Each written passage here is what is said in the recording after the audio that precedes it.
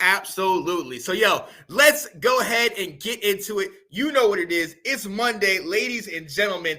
And on Monday, we like to do a little thing, have a little segment called Overreaction Monday, where we kind of go over the deep end, kind of telling you how we feeling about a lot of things that are going on.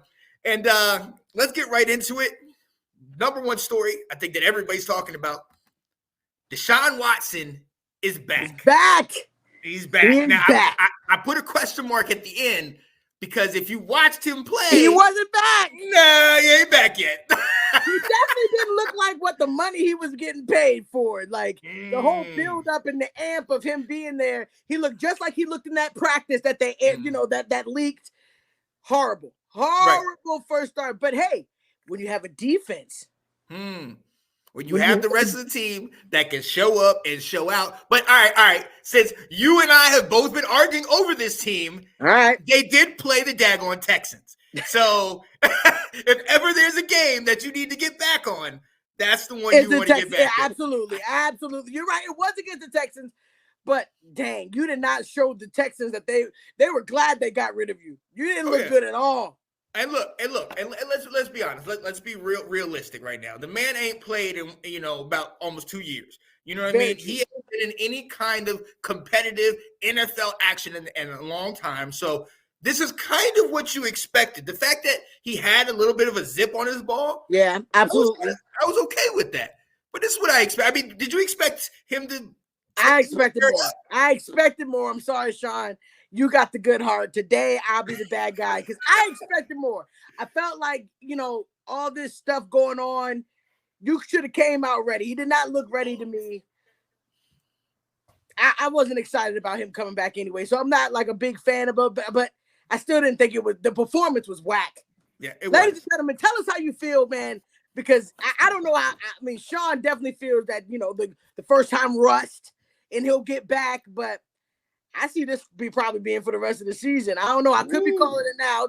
That may be crazy, but I don't think it will happen. That's crazy. Look, at the end of the day, he was 12 of 22, 131 yards, had an interception he threw in the red zone where he threw it right to the dude, right in the middle. He ran 7 times for 21 yards. Really pedestrian numbers, stuff that Taylor Heineke could do. All right. You know what I mean? Nothing exciting, nothing that leaps off the page at you. And they didn't look that much better. I mean, we gotta stay tuned. Yeah, see what's gonna happen. But first week was horrible. Now let me say this. With it. Well, right, and let me say this. Here's the other side. We already know there's so much backstory. There's so many different. There's a circus around the team right now. Absolutely. We had the 11 accusers with their lawyer present at the place. Every time Deshaun came onto the field, he was heavily booed. Mind you, it was in Houston where he used to play and all that stuff. But, he was definitely heavily booed. So going forward, we got to see what it's going to look like when he goes home. Right. How are they going to receive him? Because he was taking selfies with people and he was, signing autographs and whatnot. So we'll see. We will see, man. It's definitely going to be an interesting situation. Look, it should have been saved for the down and dirty. Hey. We have got to move on. And we've got to bring in our guest. We don't know how long we have him, so we want to get into it. But he said something that I really was interested in, and I'm excited about it. Our guy, one of the oldest members and the creator of the Let's Talk Football Facebook group. Let's go. Mr. Dallas Cowboy himself, David Wright. Woo! Oh Lord. And then now all of a sudden David's out of the show now. He's out. He's out. Let's go. Too much Cowboy. I mean, was that just so much fun to watch last night or what, Janae? I mean, the second half. I woke up the baby 50 times, bro. 50 times, man. Sarah was like, yo, you got it for the rest of the night. Because play after play, I just couldn't help it. It was like watching alligators get meat stuck into like the ocean and all. Whoa, it was beautiful. Woo! I mean, I always feel a little bit bad when you watch a professional sports team literally give up and stop playing on the field. I mean, they weren't blocking anybody. On defense, they weren't tackling anybody. Like that entire team just kind of packed it in the fourth quarter, right? Which is crazy to me because we did struggle in the first half. But that was fun. I'm glad I got to share that with Hell of Ash, a and turnaround. Sid got to sit there and watch that with us. That's always nice. Yes. Oh, yeah. Oh, exactly. Beautiful. And ladies and gentlemen, if you did not know, Sydney and Ash Swinton have their show, Swinton's Unfiltered. That was the game. As soon as I saw David on there, I could only do about 10 minutes. I said, I'm done. I cannot do this. All right? Natural hater, David. Natural hater right there. Hey, well, look. Go ahead. No, what you got? I was going to say, well, look, why we brought you on the show, ladies and gentlemen, if you don't know, we have another show, Let's Talk Fantasy Football. Then my guy David is on with the Swintons. And you said something on the show. We were talking about kind of the Commanders and going back and forth. And one of the teams I mentioned was the Eagles. So we beat the Eagles. Are they a good team? And you said they're a good team, but they're not elite. And it's because they are overrated, just like everybody else in the NFC East. And go ahead and say it, man, because I believe you. I think you're absolutely right. It hurts, but this is part of being a Dallas Cowboy fan. I mean, this has happened to our fan base so many times. They roped me in last year, and I was like, you know what, I'm on the train. Let's go. We're going to the Super Bowl. We're going to take this thing. And then the Thanksgiving Day game against the Raiders, I came crashing back down to earth, and I was like, nope, this is just a rerun. I've seen this episode. But you tried to save me from drowning too, man. You tried to save me. I tried. And I'm watching it happen again this year. Sid was definitely poking Ash last night after the game, like, weird. We were never down to the Colts. The Steelers, we were never trailing against the Colts. Blah blah blah blah blah. And I'm surprised he survived the night. But he's not wrong. He's not wrong. The Pittsburgh Steelers never trailed the Colts in that game, and we struggled for the whole first half. At the end of the first half, we get the ball back with 1 minute and 47 seconds. That right there is an opportunity the championship teams do not let pass them by. We started with the ball, so the Colts are going to get the ball back in the second half. We have 1 minute and 47 seconds, and what did they do?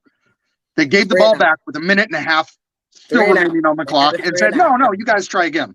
It's little things like that. And the fact that the entire NFC East, the schedules were so easy. It was 4 out of the 5 easiest schedules in the league. Yeah. The one thing that gives me a little solace for the Cowboys' sake, at least, I mean, we had Indy. I'm looking at it right now. Then we get Houston. Then we get Jacksonville. What is that? So I'm the hype train. What you've been getting all season, bro? Oh my goodness, man! That's some trash, man. You got trash teams too. But the hype train, going through these weeks, the entire media is going to be focused on the Cowboys. Talking them up. I just saw that the Monday night pregame from ESPN analysts. The Cowboys have a 50% chance of making the Super Bowl. We have the highest percent chance of making the Super Bowl of any NFC team. But it's like, what have we actually done? We beat up on some bad teams. We beat up on our division. The Minnesota game was great. But we're going to have 2 tests. In Week 16, we're going to be playing the Eagles. And in Week 17, we're going to be playing the Titans. One of our biggest weaknesses is against the rushing attack. And those 2 weeks right there will kind of solidify for me how I feel about this team. But no, not kind of will. If they beat the Titans, it's over. It's over. We going freaking bananas if they beat the Titans. At that point, but David, we gotta keep doing what we're doing. I don't even care if you get 33 points in one quarter. Pick a quarter. But if you're gonna play like that when all cylinders are turned on, bruh. When everything is on, there is not one team that can touch us right now. I be going. I'm definitely on that side of the fence with you, Janae. It's really hard for me to kind of be rational, David, and keep it all in check. But I said last night during the show with Ash and Sid, I'm not scared of a single team in the NFC. Now, the top 4 teams in the AFC. At this point, I think whoever represents the NFC in the Super Bowl is probably going to get embarrassed because the NFC is just not in the same class as the AFC. I'm sorry, but the Bills, the Chiefs, the Bengals, our offense is pretty solid, but I do not think are as explosive as them. The secondary is struggling. The secondary, they got their moments, but I think our defense is stout, man. I think that they're not. If we got to go against the AFC, which we will have to do, I think that we may be all right if they can play with the full potential as we have seen with the Vikings game, and this game is an example that if they play on all cylinders, there's nobody that can actually touch them. None. I agree. Our pass rush it's going to write our ticket or send us home. Our secondary is still kind of weak. However, when quarterbacks do not get the opportunity for their routes to develop and they're running for their life the entire game, it doesn't matter. Trayvon can gamble, give up big plays. It does not matter. Our pass rush will determine our future. Sean, who do you think? I want to hear you say it. Who's the best team in the NFC East? Right now? Yeah, right now. As of this moment, you taking Philly or you taking Dallas? Delilah says Philly did just beat the Titans 35-10. Yep. But they also played India. They played the Colts and lost and won by 1 point. And y'all played them and won by 1 point. We play. Wait. Oh, the Colts. We just dominated the Houston. Colts. Houston gave Philly everything they could handle. Very true. They have been in games when we dominate. We separate so far. Well, all right. Let me look at your losses. Who did you guys lose to? We lost to why do we have to talk about that kind of stuff? I mean, hey, we're talking about everybody else's losses. Let's go. We lost to Tampa, the game 1. Tampa sucks now. Tampa's 5-6. Yeah. We lost to Green Bay. Yeah. What? Oh, did anybody else in the NFC East lose to Green Bay? We lost to Green Bay. If that's your only high horse, take it, Sean. Take it. You want to and get then Philly, and then you lost to Philly, but that's when you had Cooper. The Green Bay game is one of the reasons why I'm not 100%, on this hype train, because that's just Dallas doing Dallas things right there. I got a theory though. If we don't play Tom Brady or Aaron Rodgers, we can sweep. If we don't have to go against the 2 greatest of all time to show off at the moment of being greatest of all time, it will be fine. I think we can do it as long as we keep them out of the playoffs. I agree. Wow. Aaron Rodgers is the one thing that kind of scares me in the NFC. And I'll be honest, I'm very nervous about the Eagles. They had a great game plan that first time we played. They game planned Micah Parsons out of that game. Yeah, which is a terrifying thought to me because nobody else has been able to do it since. But if you can effectively neutralize Micah Parsons, we're in trouble. Watch that first Philly game. See how they neutralize Micah Parsons. Good. We're coming. Let's go. Let's go. Oh, I forgot to mention my favorite matchup for the Cowboys for the rest of the year, and that would be in Week 18. Let's go. Yeah, I'm looking forward to that game, Sean. I'm so looking forward. Let's go. I'm so looking. Oh my goodness! I hope you are. I need to be with you. We need to get tickets to go to the game. Oh, I'm down. Oh, damn. Why am I down? I need to be with you. So I can see the same face that you have in Detroit. I want to see the same picture in this stadium. It ain't happening. Woo. It ain't happening. Woo. Let's go. You do not want that. High-powered offense on the bench. Let's go. Okay. Rank the NFCs for me real quick, Sean. Philly, Dallas, Washington, and New York. I think New York is on a downslide. Huh. I think we have a solid defense, and I think we have a nice running game. But obviously, quarterback issue. I've seen that. And offensive line, we just lost Larson for potentially a year, our center. So we're down to our third string center.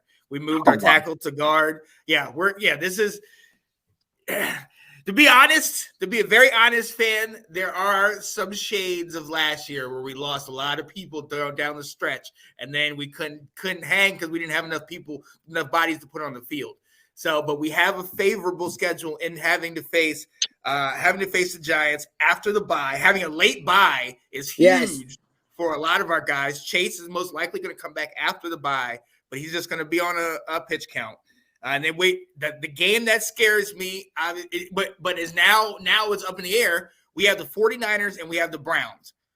49ers, Jimmy G is down potentially for the season with Brock Purdy. And so, but they still have talent. And then you have the Browns, and we all talked about them. And I actually be curious to see your thoughts on what you thought Deshaun looked like. I mean, from a football perspective yesterday.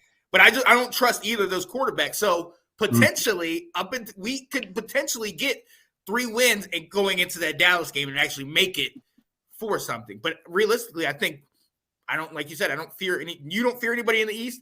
I don't really, outside of the top major teams. So I honestly think we have a very high probability to get to the playoffs just because of how poor the East is. You know what I mean? So, I would not be surprised if we had 3 teams going to the playoffs. Yeah. We're obviously all going to start beating up on each other here in this, last half. Back end of the schedule. Yeah. But I mean, now that Jimmy G is down, I thought with Jimmy G, I very much like San Francisco's chances. We were actually talking about that on the show last night, what they're going to do. Drew Brees, Big Ben. As a matter of fact, if you have a lot of names were getting thrown around because if you're the San Francisco 49ers, the NFC was yours to take. Right. And you essentially mortgaged your future to win right now.